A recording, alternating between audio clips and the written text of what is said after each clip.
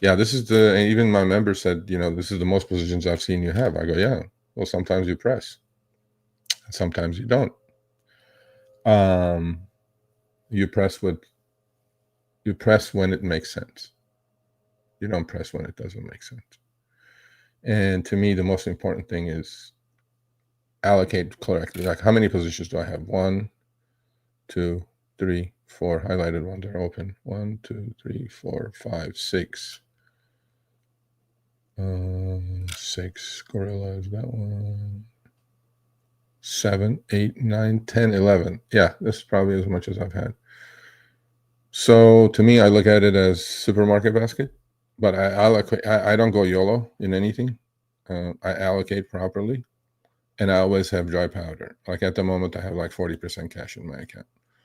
So I manage equity correctly. I manage risk correctly. I manage allocation correctly. I take my losses.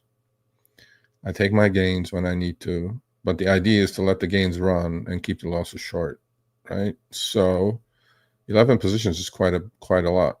I had more, but I'm not doing it because I'm bored. I'm doing it because I like the underlyings. I mean, I'm not doing it because I'm bored, seriously. So we'll see. Again, but I look at it because they're almost equal weight. I look at it as a supermarket basket.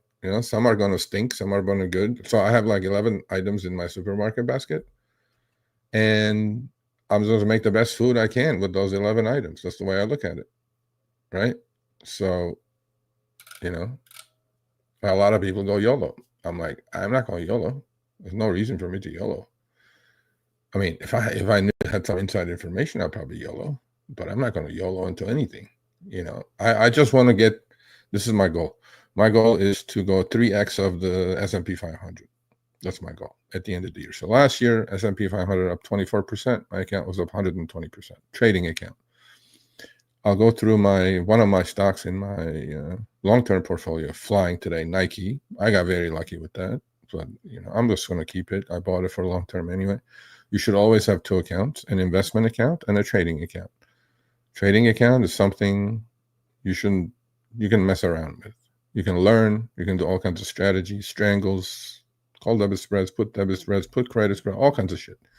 What you need to do, though, you have to allocate correctly so you don't get blown out. Because getting blown out and starting over is not a good feeling. So, all right. I mean, that's about it. 11 positions.